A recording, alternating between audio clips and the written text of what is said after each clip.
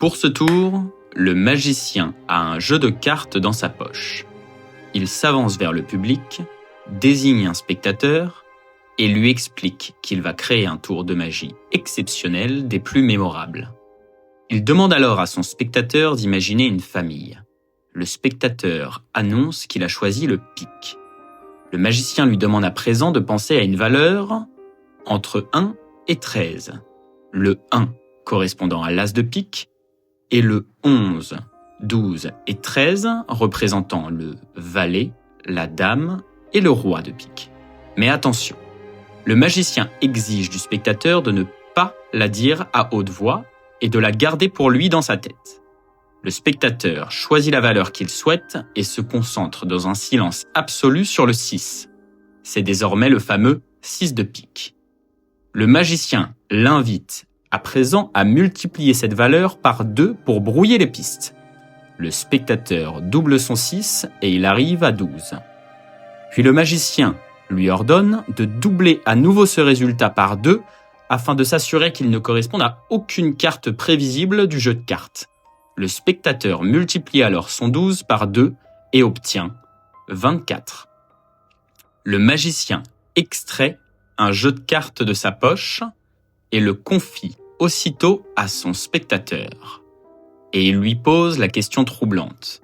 Est-ce que tu crois qu'il est possible qu'à la 24e position de ce paquet se trouve la carte que tu as imaginée ? Le spectateur répond que non. Le spectateur récupère alors le paquet de cartes et commence à compter pour atteindre cette fameuse 24e place. Le spectateur compte les cartes. 1, 2, 3, 4, 5, 6, 7, 8, 9, 10, 11, 12, 13, 14, 15, 16, 17, 18, 19, 20, 21, 22, 23. Et la 24e carte se révèle être le 6 de pique, l'unique carte à laquelle le spectateur pensait et qu'il n'avait jamais prononcée à haute voix. Et on est parti pour les explications de ce tour exceptionnel. J'espère que la démonstration vous a plu. Ce tour est vraiment incroyable, mais il nécessite une petite préparation que nous allons voir ensemble tout de suite pour que vous puissiez le reproduire. J'insiste vraiment sur ce point encore plus que pour tous les autres tours que j'ai pu expliquer sur la chaîne. Vous allez vite le constater, ce secret offre énormément de variantes possibles. Ces différentes versions permettent de le rendre encore plus impressionnante et personnalisé pour votre public. Je vous en expliquerai d'ailleurs une très puissante à la toute fin de la vidéo. De votre côté, n'hésitez surtout pas à partager vos propres idées et variantes dans les commentaires. Allez, c'est parti pour la préparation de ce tour de magie. Vous allez donc récupérer votre jeu de cartes et vous allez d'abord sortir dans votre paquet toutes les familles parfaitement triées de l'As jusqu'au Roi. Avec l'As en première position. Ici, je l'ai fait pour les piques. Ensuite, je l'ai fait pour les cœurs, juste là. Je l'ai également fait pour les trèfles, et enfin, vous l'avez compris, je l'ai aussi fait pour les carreaux, exactement comme ceci.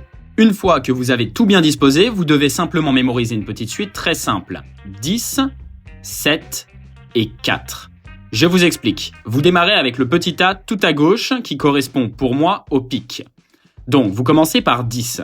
Vous allez chercher la carte numéro 10, comme ceci, qui est juste là, et vous allez couper le jeu pour placer le 10 en première position, juste comme ceci. Et ensuite, on continue avec le 7. Donc, vous prenez le deuxième paquet, vous allez chercher le 7 qui se trouve juste ici et vous venez le placer devant de la même manière en coupant le paquet. Et pour finir, le 4. Donc, vous prenez votre troisième paquet et vous allez passer le 4 devant.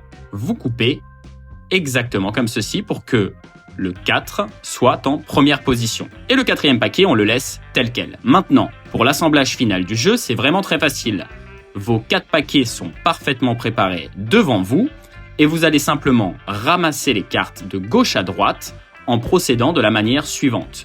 Je prends une carte à gauche, une carte dans le deuxième paquet, une carte dans le troisième paquet et une carte dans le quatrième paquet. Et je répète cette opération jusqu'à ce qu'il n'y ait plus aucune carte sur la table. Et je vais accélérer un peu la vidéo pour vous épargner ce passage.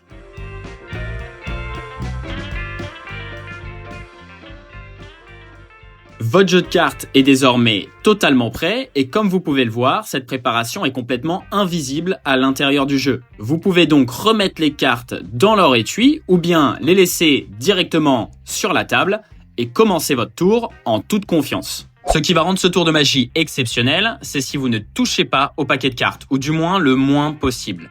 Donc bien sûr, à partir du moment où vous vous présentez devant votre spectateur, seulement si vous le souhaitez, mais je ne vous le conseille pas, vous pouvez bien sûr effectuer des fausses coupes. Je vous mettrai le lien dans la description de cette fausse coupe par exemple. Donc c'est une coupe qui ne change absolument pas l'ordre du jeu. Ou encore plus simple, vous tenez le paquet dans cette position, vous coupez une première partie que vous posez à votre gauche, une autre moitié au milieu et une autre partie à votre droite. Et vous récupérez les paquets dans le même ordre. Comme ceci, on a l'impression qu'on coupe le jeu. En l'occurrence, l'ordre n'a absolument pas changé. Mais encore une fois, pour rendre ce tour vraiment impressionnant, je vous conseille juste d'arriver devant votre spectateur avec le paquet de cartes et de le poser sur la table. Et là, dans le mouvement pour lui expliquer que vous allez lui faire un tour de magie exceptionnel, je dis bien exceptionnel, vous voyez le mouvement, et bien ici, je vais venir regarder la suite. En l'occurrence, c'est le roi de carreau. Moi, ce qui m'intéresse, c'est de savoir que c'est du carreau. Et je repose tout de suite le paquet sur la table. Et là, vous pouvez commencer votre tour. Quand vous allez commencer, demandez à votre spectateur de choisir une suite. S'il répond carreau, c'est top. Vous pouvez directement commencer le tour sans toucher aux cartes et faire exactement la même chose que moi dans la démonstration et le tour fonctionnera tout le temps. Par contre, si le spectateur dit pique, eh bien, vous allez lui dire « Attends, je ne t'ai pas montré les suites, mais tu peux, bien sûr, toutes les choisir. » Comme tu peux le constater, et là vous retournez le paquet et vous lui montrez, il y a du carreau, du trèfle, du pique et du cœur. Donc, en l'occurrence, si le spectateur dit pique, nous ce qu'on veut, c'est que ce soit le roi de pique en dernière position. Donc comment faire ça? Je recommence, le spectateur dit pique, et bien sûr, tu aurais pu choisir n'importe quelle suite, regarde, il y a du pique, du trèfle, du cœur, et vous allez discrètement regarder pour trouver le roi de pique. Et là où il y a le roi de pique, toujours naturellement, en expliquant à votre spectateur qu'il aurait pu choisir n'importe quelle suite, eh bien, vous allez séparer le jeu à ce niveau-là et mettre le roi de pique en dernière position en coupant le jeu comme ceci de la manière suivante. Et vous reposez les cartes sur la table. Et là, le tour peut commencer. Et tout de suite, vous continuez. Vous dites à votre spectateur, ok, tu as choisi le pique, maintenant pense à une valeur entre 1 et 13. Le 1 correspondant à l'as et le 11, 12 et 13 représentant le valet, la dame et le roi. Et bien sûr, le spectateur ne vous le dit pas. Le spectateur choisit la valeur qu'il souhaite et il la garde pour lui. Mettons ici que le spectateur pense à 11. Le 11 correspond bien au valet. Eh bien, vous allez demander à votre spectateur de multiplier ce nombre par 2. Donc le spectateur, toujours dans sa tête, multiplie 11 par 2, ce qui nous donne 22. Et ensuite, vous lui expliquez que pour vraiment complexifier le tour, et pour que vous ne soyez absolument pas au courant de sa carte, il peut multiplier ce chiffre encore une fois par 2. Donc il va multiplier 22 par 2 et obtient donc 44. Et là, regardez votre spectateur dans les yeux et dites-lui la chose suivante. Est-ce que tu crois qu'il est possible qu'à la 44e position de ce paquet se trouve la carte à laquelle tu penses et que tu n'as jamais prononcée? Le spectateur répondra forcément non. Et là, ce que je vous conseille, c'est de lui expliquer comment distribuer les cartes sur la table pour que ce soit lui qui le fasse. Mais la manière est la suivante. Que ce soit le spectateur ou vous, vous allez distribuer les cartes de la manière suivante. Le spectateur récupère le paquet de cartes et commence à compter. Vous prenez la première carte et vous la retournez, vous la posez sur la table comme ceci. Donc ça fait 1 et on va aller voir la 44e position. J'accélère un peu. Et on arrive à la 41e carte, 42, 43. Et la 44e carte sera toujours celle que notre spectateur avait choisie dans sa tête au début du tour. En l'occurrence ici, le valet de pique. Et vous savez ce qui est bien avec ce tour?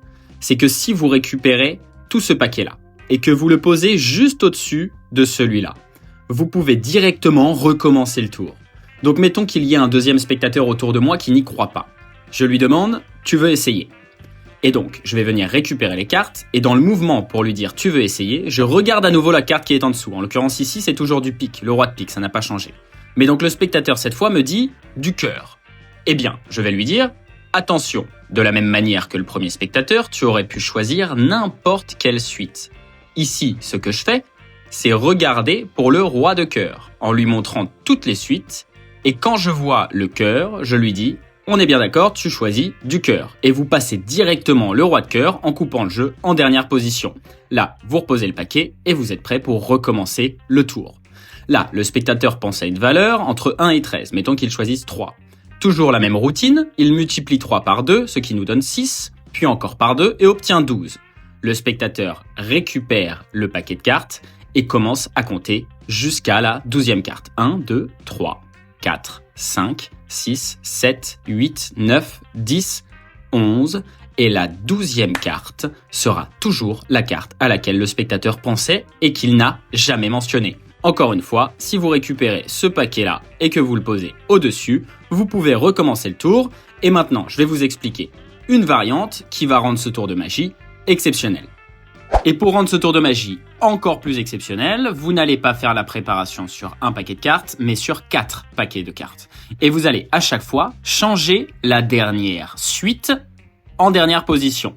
Donc, c'est-à-dire, pour ce paquet, vous allez mettre le roi de pique en dernière position, pour celui-ci, le roi de cœur, pour celui-ci, le roi de trèfle, et pour celui-ci, le roi de carreau. Et vous allez ranger ce paquet-là dans votre poche avant gauche, celui-ci dans votre poche avant droite, celui-ci dans votre poche arrière gauche, et celui-ci dans votre poche arrière droite. Vous ne sortez aucun paquet, vous arrivez devant votre spectateur et vous lui dites « Je vais te faire un tour de mentalisme, tu vas imaginer une famille ». Si le spectateur pense au trèfle, vous savez d'ores et déjà que le paquet que vous allez sortir, c'est celui-ci, dans votre poche arrière gauche. Et là, sans sortir le jeu, vous lui dites « Ok, maintenant, pense à une valeur entre 1 et 13 ». Il peut choisir la valeur qu'il souhaite, vous l'avez compris, il la multiplie par 2 une première fois, il la multiplie par 2 une seconde fois, et là, vous lui sortez le bon paquet et vous lui dites « Est-ce que tu crois qu'il est possible que si tu ouvres ce paquet de cartes et que tu vas regarder la carte qui correspond au nombre que tu as en tête, cela va correspondre à ta carte ?»